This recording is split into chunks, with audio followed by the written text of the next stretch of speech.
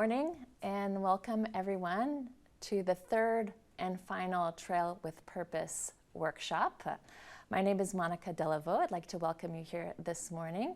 We will be leading the UTWT Trail Running Sustainability Awareness Project all together with Mary Sammons and our invited guests here this morning, which I'll introduce in just a few moments.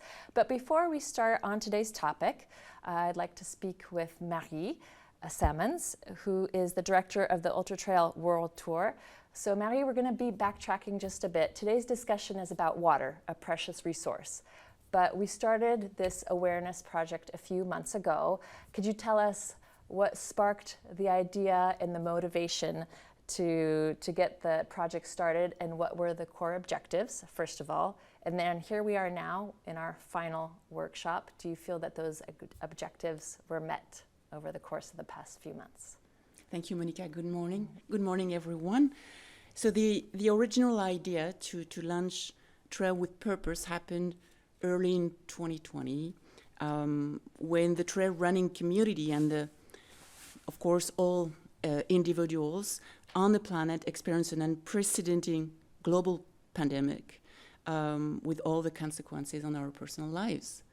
So at that time, we started the virtual races, and it was wonderful to see thousands of runners just getting the challenge, physical challenge, even though they were not able to travel, so they were able to do that locally. And in parallel to this, we really identified that the Ultra Trail World Tour races had developed very effective initiatives to preserve our planet. So the time was really good to not only promote the competitive component of an international series, but also to really demonstrate that numerous organizers were already very advanced when it came to environmental issues. So Trail with Purpose was born with the objective to bring to light those initiatives, to give the opportunity to race organizers to explain their approach, how they implemented others' good initiatives, and also to exchange with experts that could give more of a micro vision. So during the first forum, which was dealing with the economic and social impact on the trail running event on the territories, we really had the demonstration, and with the experts that were very, very interesting to see that trail running event really generate a super powerful economic and social cohesion.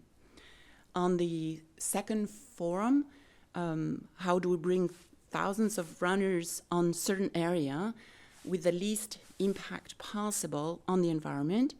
We really understood really well the need for organizers to work very closely with the territorial organizations in order to see how to lead to trail rehabilitation and or protection upstream, downstream. So the second forum also showed how valuable it is to carry out impact studies with local scientists. So to answer your question, yes, I definitely am really pleased with the outcome of Trail with Purpose. It's still a minimal contribution right now, and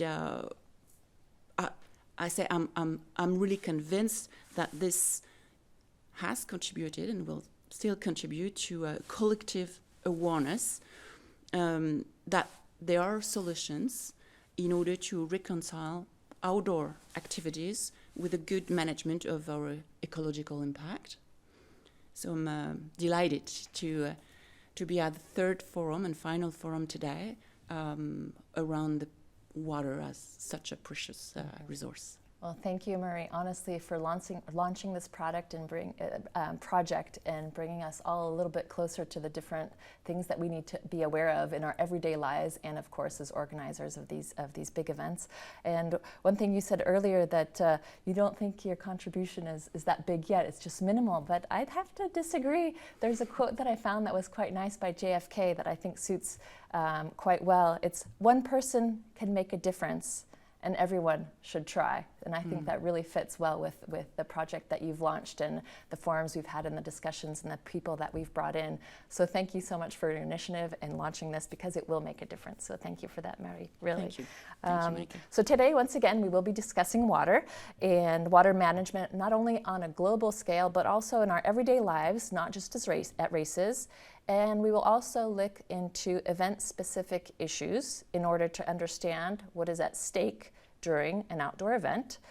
We have several guests with us today. We have Arnaud Boux, Yann Lemery, and Craig Thornley from the Western States, who are joining us today. So a little bit introduction on each of them, and then I'll call them and we'll speak with them individually as the hour unfolds. So Arnaud Boux is an associate professor in ecological economics at Sciences Po Grenoble and a researcher at the GAEL laboratory. We also have Yann Lemery, who's head of sport for the environmental NGO Surfrider Foundation Europe. And we have Craig Thornley, race director for the Western States, the world's oldest 100-mile trail race. So those are our guest speakers with us here today. And thank you again for all of you for joining us. And we will start out by speaking with Craig from the Western States. Craig, are you joining us all the way from California? I sure am. What time is it for you? It must be really late. It's early in the morning. It's 12:22 a.m. 12:22. Oh, that depends if it's early or if it's late. I already took a little nap, so I had to use the alarm to get up. Well, thank you again for joining us. We're off, kilter. We have people from all over the world. Obviously, the races, they are taking part in four corners of the world. We have people from all over the place. So thank you for being part of our panel, our discussion today here, Craig. So the Western States, it takes place in California. In the Eastern Sierras, we know it is a very, very hot race, takes place at the end of June. Today's topic obviously being water management. Tell us a little bit about the race and the aspects in regards to the water and how you as organizers manage water to get the water not only to the runners, but to the pacers and the volunteers and the staff and everybody involved. Yeah, so fortunately, this problem is a little bit easier for us because we're limited to only 369 runners. If we had several thousand runners, this problem would be significantly harder for us.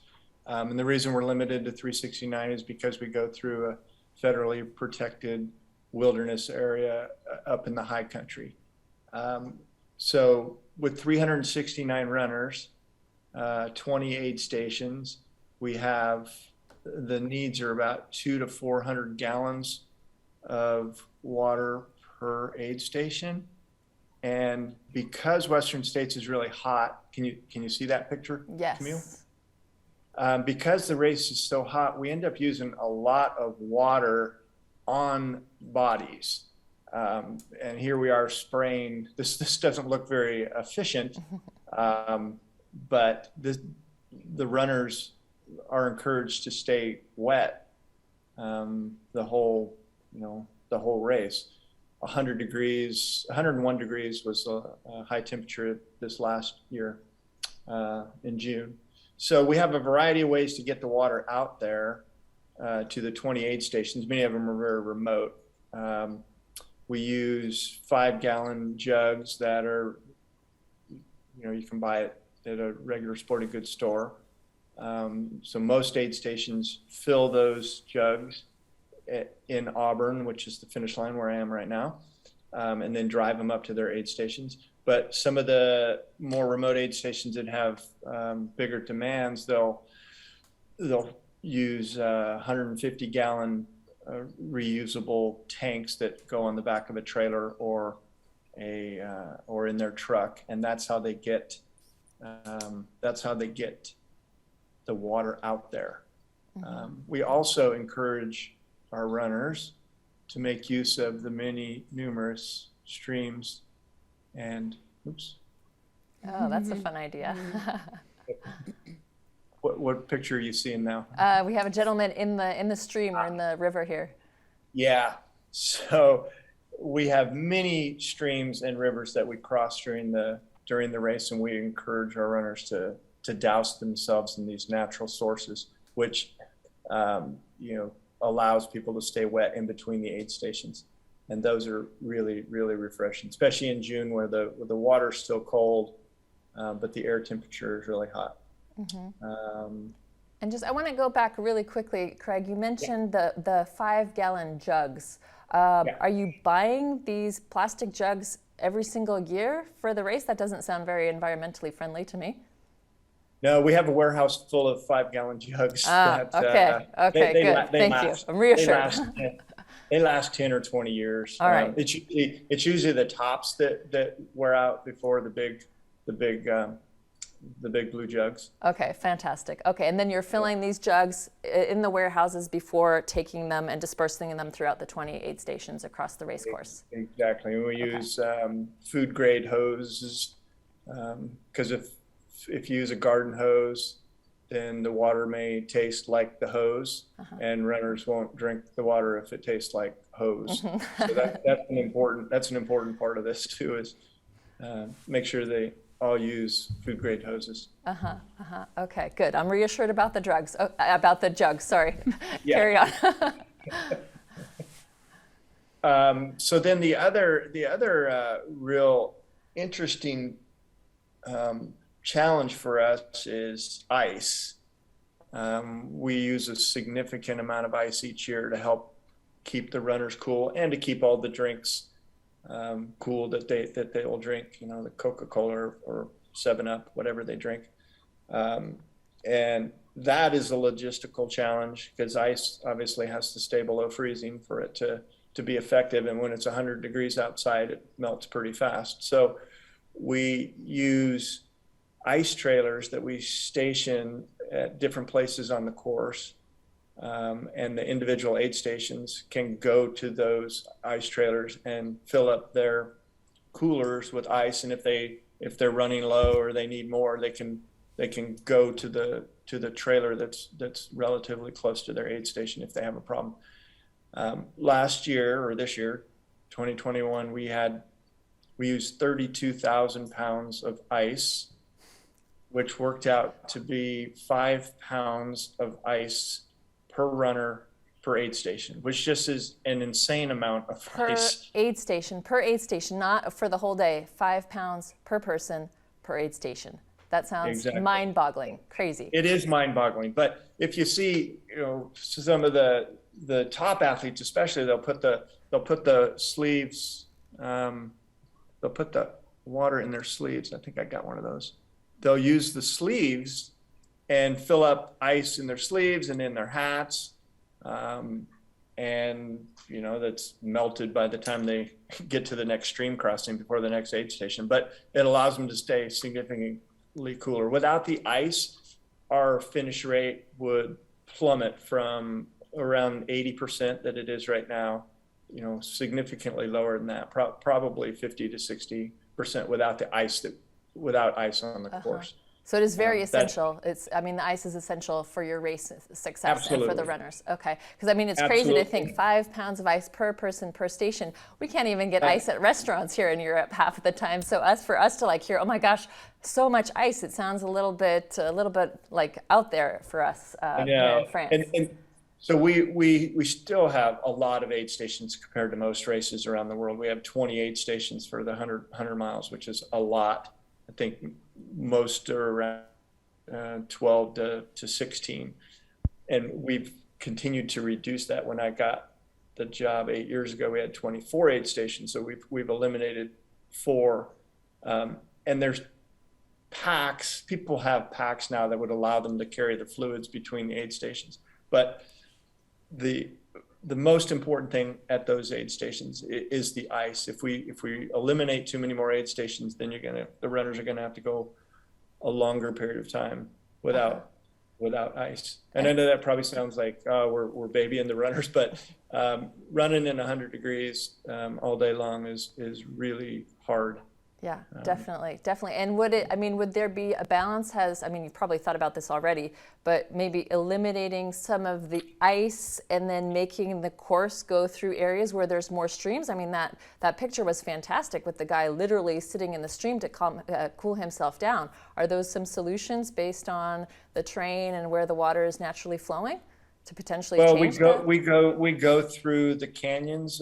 We're basically going through a drainage system, a river drainage system, and all the tributaries that go into the river system.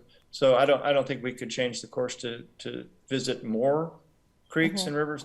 They're plentiful, but they're not sufficient. Okay. But is it part of, let's say, the racers briefing that you do encourage them before they take the start? Hey guys, here's a little part of the race where you can actually take a dip, take a plunge. Do they know beforehand so they can also manage their heat? We have a training run over the last 70 miles of the course, which Maria is going to come this year and join us. So they get firsthand experience on where those creeks are. Many of the participants take part in those training runs, so they get firsthand exposure. But it's pretty obvious if you go by a creek. Some of them are a little bit harder to get to. They're like the guy in the water that I showed, the second picture. That's a little bit of effort to get down to the water. But if you're crossing a stream and you're hot, it's pretty intuitive to get that water on you. Yes. So we don't really have to tell them too much, but the ones that you have to leave the trail and go off a bridge, those we do have to encourage runners to take the extra time, get off the trail, go down to the creek, totally submerge, and cool your core. And that's obviously the best water source too, because then we don't have to provide anything, and the water just it's not something that we have to bring out. Yeah. We don't have to refill the creeks. So. Yeah, exactly. Oh, well, that's fantastic. Wonderful, Craig. Anything else you'd like to add or tell us about the race in regards to the water management, maybe that we haven't touched upon yet? I think like we said in the pre-meeting, we used to give out plastic water bottles at the finish, one-use water bottles at the finish. We stopped doing that probably 4 or 5 years ago because of the plastic. We didn't think it was appropriate to use throwaway plastic bottles. So we have bottles from our hydration sponsor that we fill up with water and ice ourselves, which is resource intensive to fill up those water jugs, and that's what we hand the runners at the finish. Okay, well, good. Every little bit counts, that's for sure. Yeah. Okay, wonderful. Well, thank you so much for joining us, Craig. Honestly appreciate it. It's the middle of the night for you. It's a pleasure to have you. Very interesting. Love those pictures as well. Thanks for sharing. That it always helps to have visuals. So thank you so much, and can't wait to see you on, maybe next year. Marie's going to be there. She's going to be taking dips in the stream. She'll tell us all about the water flowing in California. Fantastic. Thank you so much, Craig. Thank you, Monica. All right. Take care. Marie. See ya. Bye-bye. Bye-bye.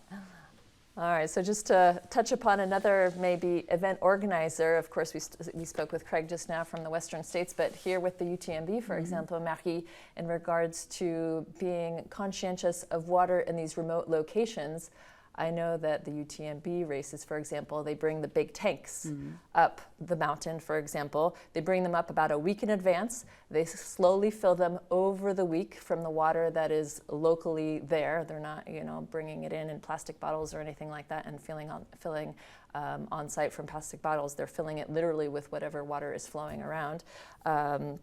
So there's no plastic bottles, there's no waste, there's less wear and tear on the environment.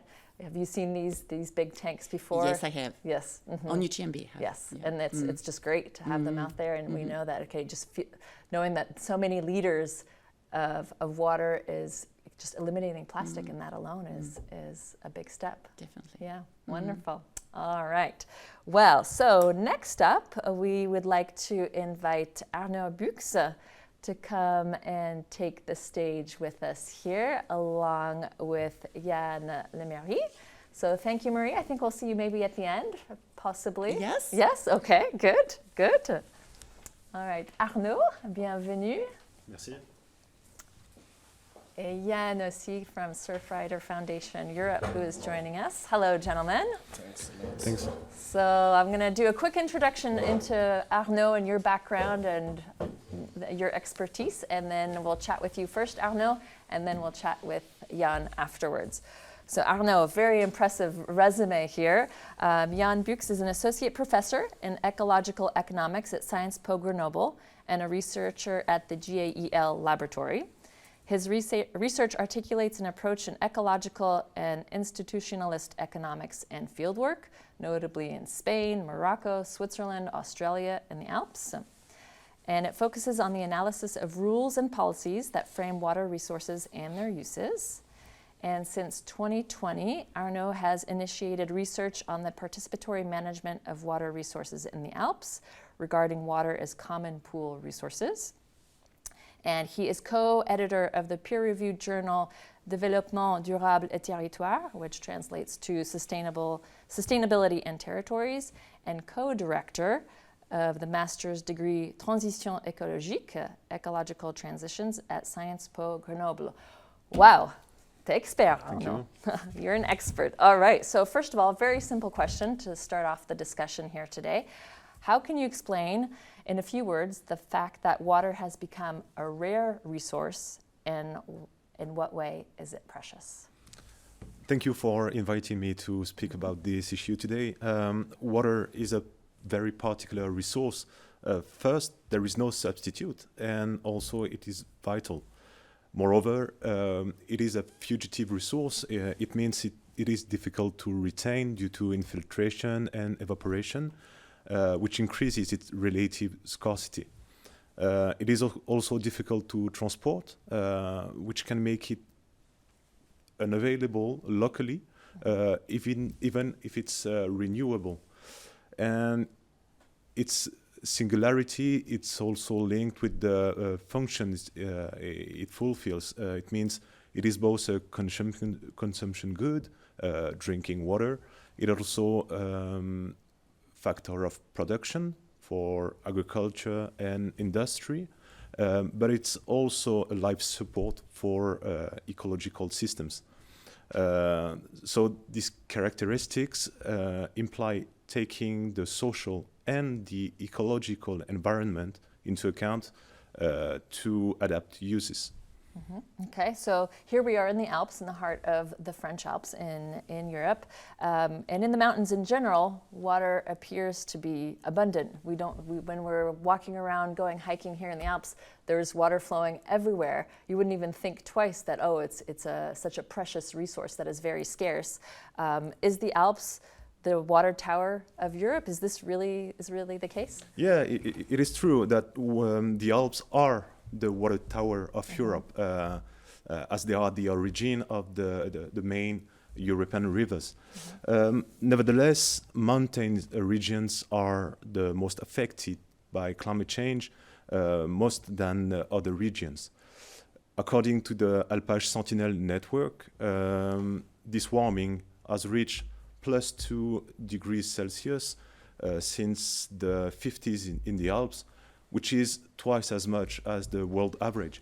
Mm-hmm. So if we just look at the massive melting of alpine glaciers, and in addition to the issue of the long-term evolution of the climate, there are short-term questions. For example, when temperatures are higher, rainfall episodes become more frequent, more intense, snowfall decreases, which mean less snow over shorter periods.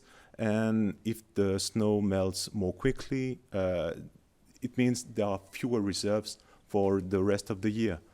And also the increase of temperature means a decrease in the morning dew. For the morning dew, the water contained in the plants, which implies, for example, for the livestock to drink more, thus that increases the pressure on the resource.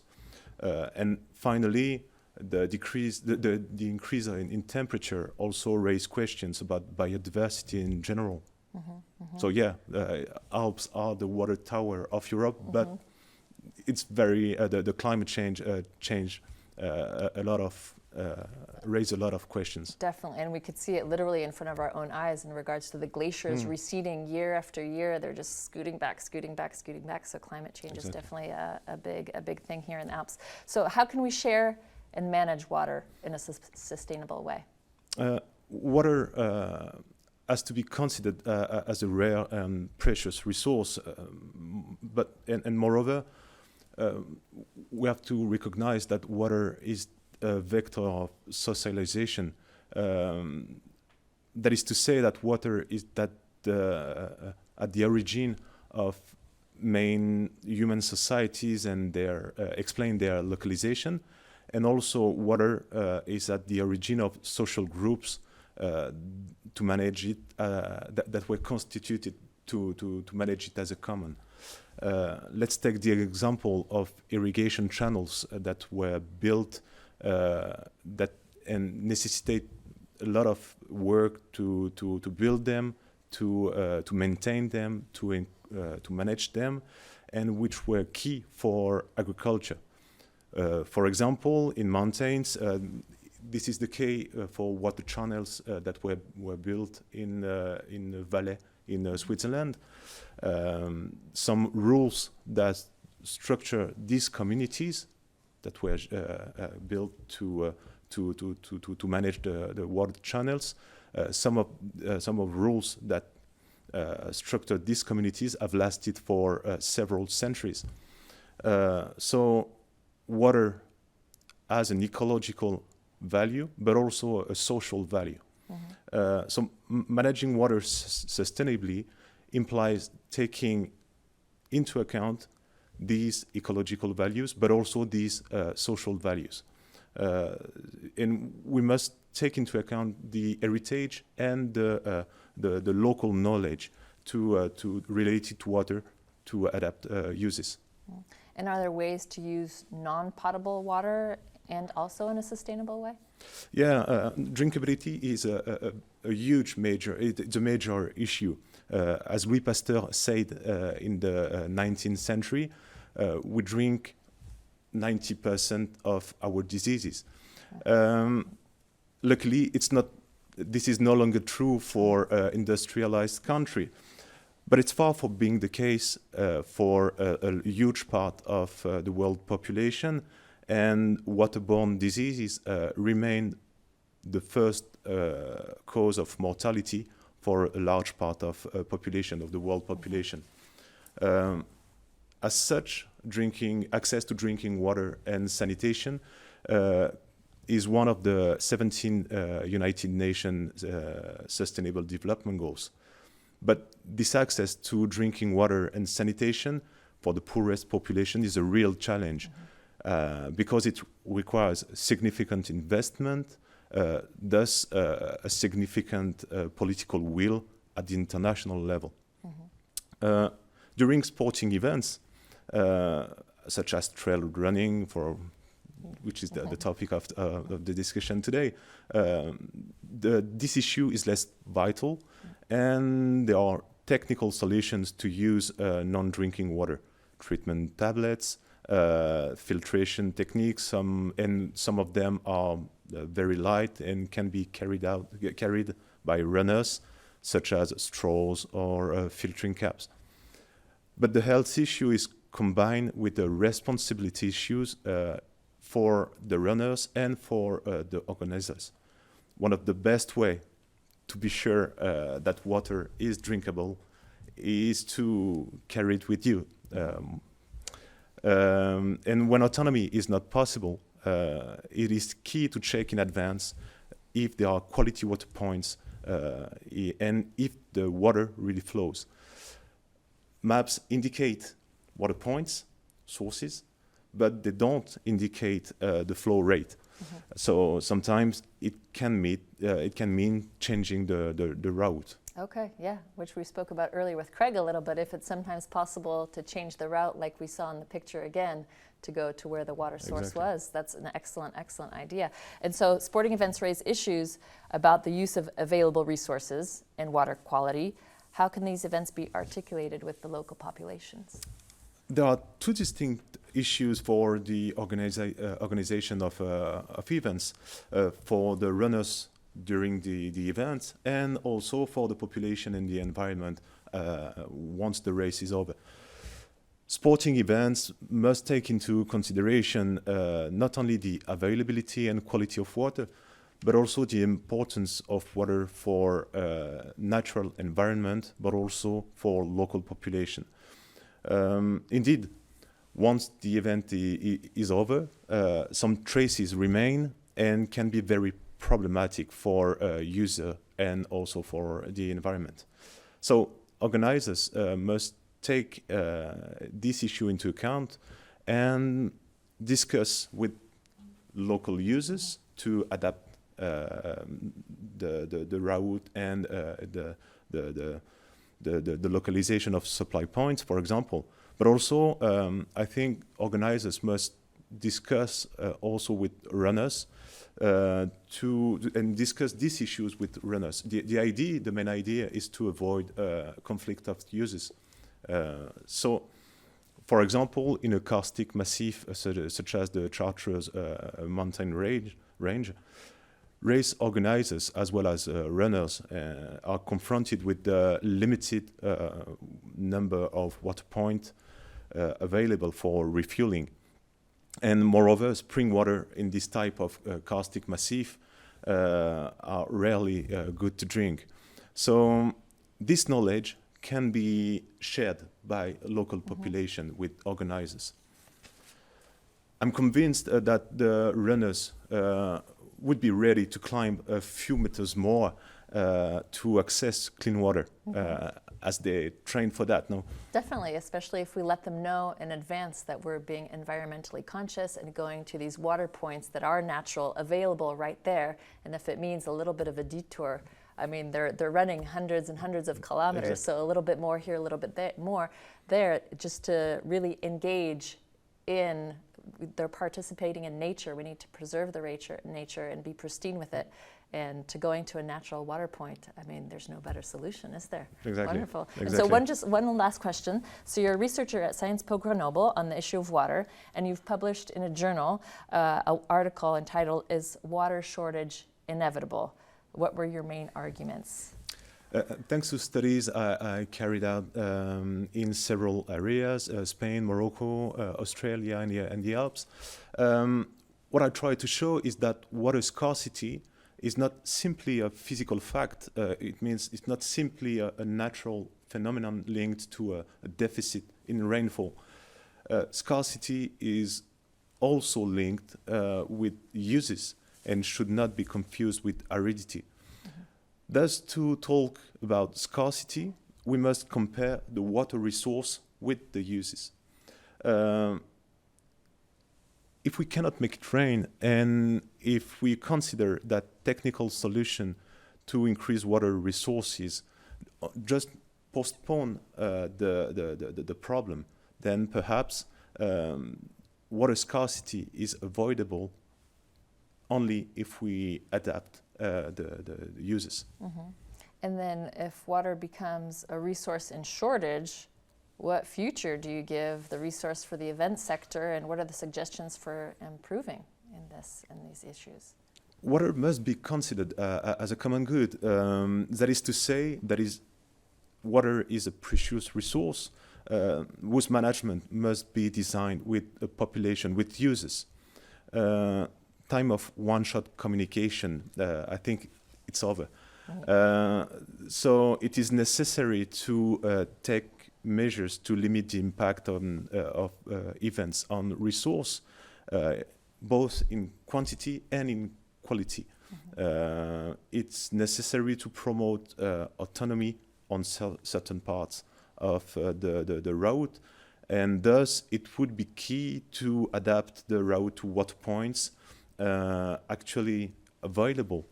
even if it means going down to villages or other parts to change the localization of supply points. And water as a common is not vague. Is not a vague idea. It requires a commitment. Working with local population and developing an ethic of runners to make them not see the mountain only as a playground, but as a territory to share with others, other users, human beings, animals, and the environment. So I think the sport experience will be more intense if it's combined with a human and an ecological experience. Wonderful. Thank you very much, Arnaud. Very interesting. Thank you. All right. So now we're going to be shifting gears and speaking with Yann Lemerrier from the Surfrider Foundation Europe. So just a little background information on Yann. So Yann is head of sports for the environmental NGO Surfrider Foundation Europe. He's managing the evolution of the sport and sustainability strategy for this NGO, strategy that oversees all projects that are linked to the transformation and the implication of the sport sector towards a more sustainable practice, lobbies environmental education through sport, citizen science, coordination with stakeholders. And so sport is not only a sector that needs to reduce its impact, it is also an incredible way to convey environmental messages and engage citizens. So Yann, Yes. thank you for being here. So many questions we have for you. Thanks for having me. It's perfect. So the Ultra Trail is in direct contact with surrounding natural environments. However, how do organizers manage the water supply of a race where there is no drinking water? Yeah, that's a very good question. That's a €1 million question, actually, because as Arnaud said, I'm pretty glad to go after Arnaud because he said it all. So I'm just going to go through open doors. But water is vital thing, so you cannot actually replace it. So it's absolutely necessary. Moreover, when you go through a high intensity sport session such as Ultra Trail. So for Surfrider, it already exists groups of discussion. We were part of a think tank because we have the reducing pollution hat. That's our vision. So it exists think tank to actually discuss how do we avoid water bottles to actually provide drinkable water to runners, but it's not only runners, also the staff, it's also the volunteers, it's also the audience. So people tend to focus on sport event, on the athletes, but there are thousands of people around it, and they're not always the runners. So the question was, how do we reduce this impact, and at the same time, how do we provide drinkable water? So what exists, there was a solution that was brought by the London Marathon, but also been tried in other parts of the world. So London Marathon, they asked Huho, which is a startup, using algae caps, water caps to actually, instead of giving away 200,000 bottles, they gave 200,000 drinkable algae caps. So there are these little round pods of water, and so you put it in your mouth. Yeah. And there's a film, everything is algae. So actually, you can eat it. If you don't want to eat it, then you just throw it away. It takes 4 to 6 weeks, but it's only plant-based.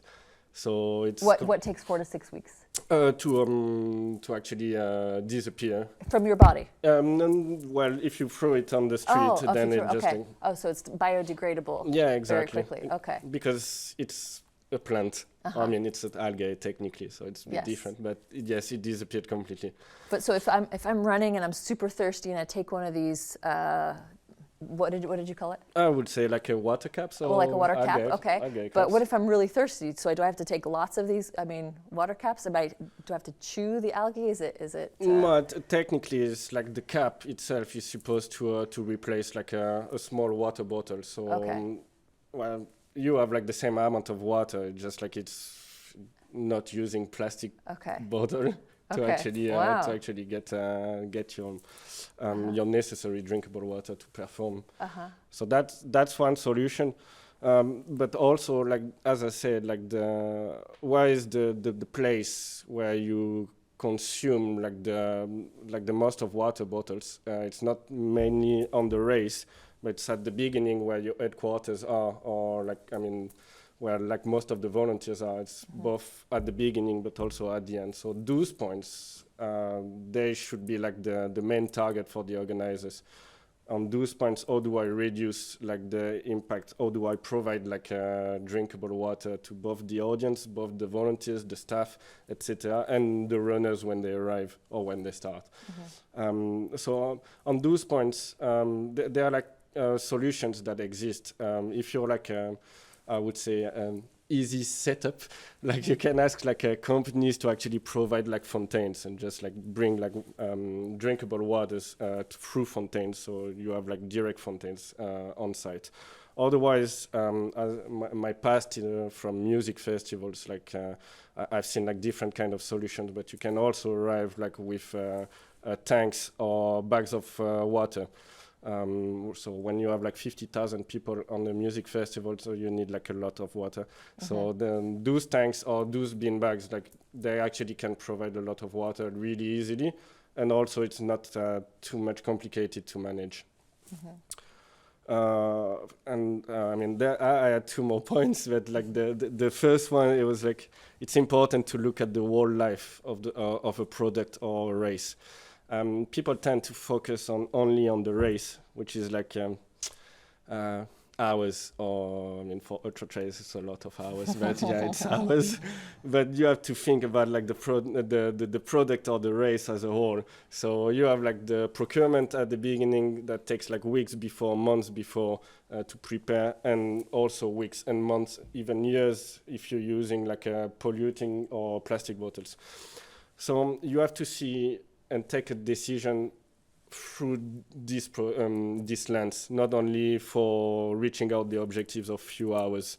For instance, if you're in the mountain, and I mean, I'm gonna get killed by my boss for saying this, but sometimes it may be less impactful to actually carry a water tank with an helicopter to the top of the mountain rather than bringing up, I don't know, like 50,000 water bottles. Because the production of the water bottles involves also water, and involves like other things. So on the long-term basis, it's less impactful in terms of carbon impact to actually bring like a huge water cistern up there. Yeah, that's a really good tangible visual, actually, that like one or two helicopters dropping off these big tanks would be more environmentally friendly than bringing up thousands and thousands of plastic bottles. Yeah, that's exactly right. And as it's been said before, and Arno said it again, and since you were quoting like Pasteur, you were quoting JFK, so I'm going to quote like a philosopher saying like,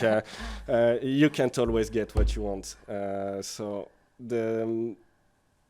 if you cannot like solve an issue, that means that maybe like the decision at the beginning is not right. So changing the route, or like going the extra mile, or having like a little bit more, I don't know, going like 10 meters higher, maybe it will make your race like more environmentally sustainable. So sometimes maybe like thinking about changing the route or changing the location of the race might be like a better solution. And then what advice would you give our runners in order to try and minimize their environmental impact before, during, and after a race, not just the race itself? I would say like just take it as a game, honestly. I mean, sport, it's a way to overcome yourself, so challenge yourself. You're challenging your body, your mind, your spirit. Well, being environmentally sustainable and being like an environmentally friendly runner, it's the same game. So just take a year one, look how you're doing. This is what I'm doing. This is my carbon impact, or my plastic impact, or my food impact when I'm preparing my trail. And on the day of the race, this is my impact as well. Make a self-assessment of yourself and see how you're doing. I mean, ultra trailers, they're already, I mean, in terms of comparison, they are really already high in terms of environmentally friendly because they are in the environment, performing in the environment. So they have like camel bags with water inside. They're thinking like with their diet, they're already prepared to perform. But on the day, like most of the time, what I see is that using like the like these protein bars that are wrapped up in plastic, like maybe they can have like a better solution. I mean, once you train like all your life to do like one of the most difficult races, honestly, like switching your diet to get like to avoid plastic, I think it's just like it's peanuts. So then how can sporting events create an opportunity for local populations to get access to the human right of clean water? Why such a wide question? But I mean, it's a great one because like sports events, they have this advantage of bringing like so much light on an issue. And sport is not, as I say, like sport is not only the recipient of environment and sustainable policies. Sport has to be like, engage sports actors in this fight is paramount. So you cannot like let them on the side. So sport events is really it's really necessary because you have like so many audience. You have like so many kids that look at your athletes, that look up for your athletes. Then, I mean, they are stars in their eyes. So you need to involve them as part of a process to be more sustainable. As Arno said, also the events, you need to involve the local population in the organization. They know the place better than all the organizers in the world will never be. They've been there like for, I don't know, for some population, they've been there for thousands of years. So they know better. They know the needs and they also know the problematics and pretty much, I'm pretty sure they know the solution as well. So that's one point, but also you need to involve them in the process because then there's this question of legacy. Of what you live. The event is like maybe like few hours, like few weeks, etc. But then the legacy, it's important because it will last for a long time. So if your population, I don't know, you can train them, you can you can provide goods, but then these goods you need to monitor, but also etc. etc. You need to go and meet the local population to see what are their needs. The other part of an event is that you have like a lot of sponsors. You have a lot of sponsors, you have a lot of visibility, and involving the sponsors as well in those projects and in this vision is really crucial. I mean, you can ask them a lot of things. So in this question of legacy, it's becoming more and more important for the population, is that it's not only doing something on point one, but it's also make it last for ages.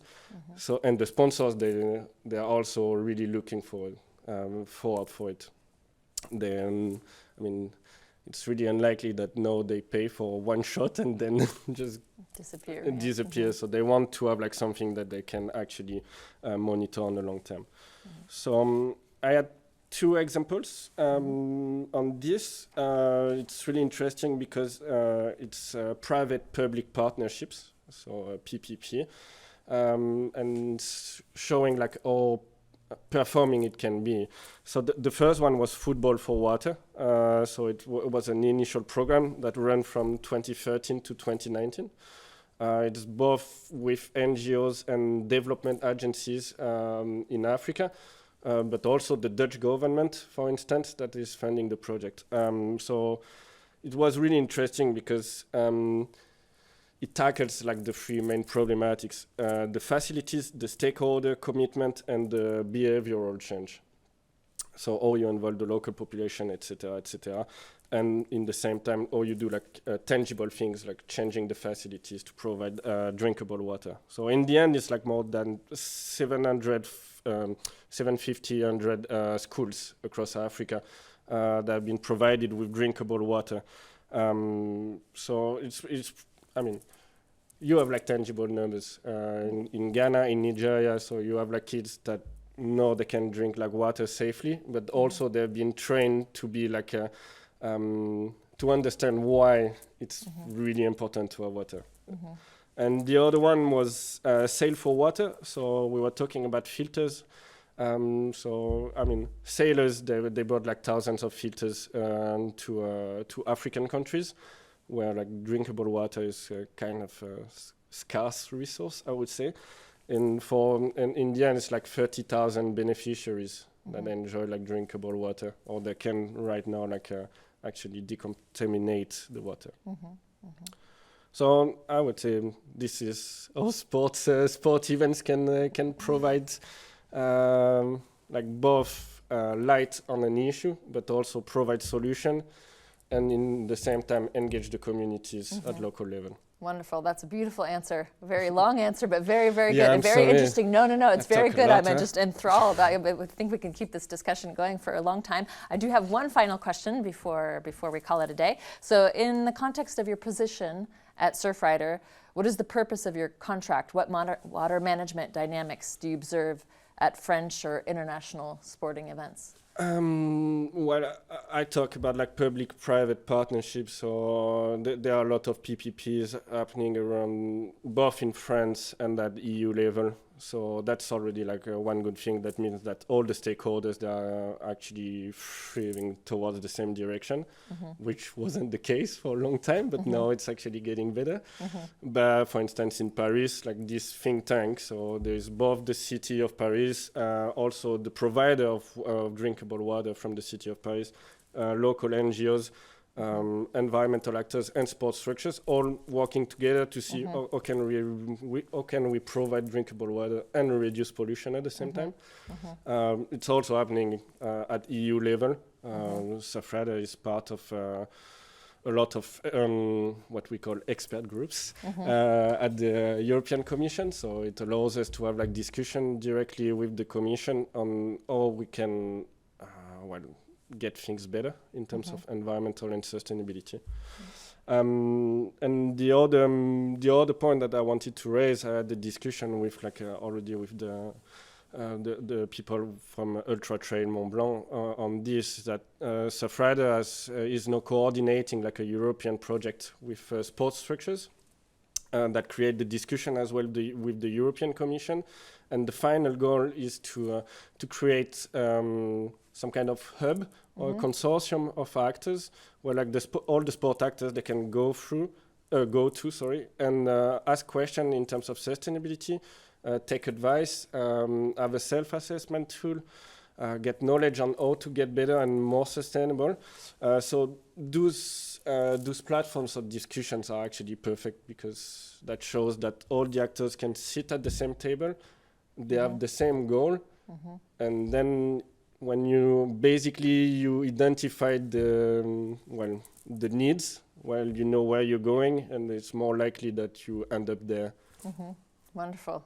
Well, this is amazing, you guys. Thank you so much. I think we, like I said, probably could carry on for a bit while longer. But just to wrap up, it sounds like communication between these different organizations, the NGOs, the local population that you mentioned, taking the territory and the region into account, it's key. It's the communication to get the ideas flowing, and then actually, taking a stance and making it move forward. And of course, the investors are part of it as well to make a long-term changes, like you were saying earlier, whether it be schools in Africa. The money just doesn't appear like this, but getting everybody interested in understanding the long-term goals, and that, like you said, it is a legacy that we want to, potentially instill and leave in these areas that we provide events and come through as tourists, but the people that are living there are there to stay. So we need to respect that and make sure that that we can make an impact through these various territories that we traverse. So thank you very much for joining us, and thanks everybody for following us along here today and for sharing your wisdom. And we hope that we shared some interesting facts and interesting points with all of you. Thanks to Craig, who joined us earlier from the Western States out in California. Thanks for your time, and feel free to leave your comments and questions on our social media pages. It was the last of our workshops here today, and we thank you for joining us, and we hope that these ideas and practices will carry over beyond just this table here into your everyday lives, even things as simple as taking shorter showers or reducing your meat consumption or, flushing the toilets differently or whatever the case may be. So we can apply these conservation efforts about water into our everyday lives. And as we said earlier, every single little bit helps. And thanks again to Marie Sammons, who launched this whole idea and this project of sustainability awareness. It was a great 3 forums. So thanks everybody, and we'll see you maybe for our next one another time. Thank you.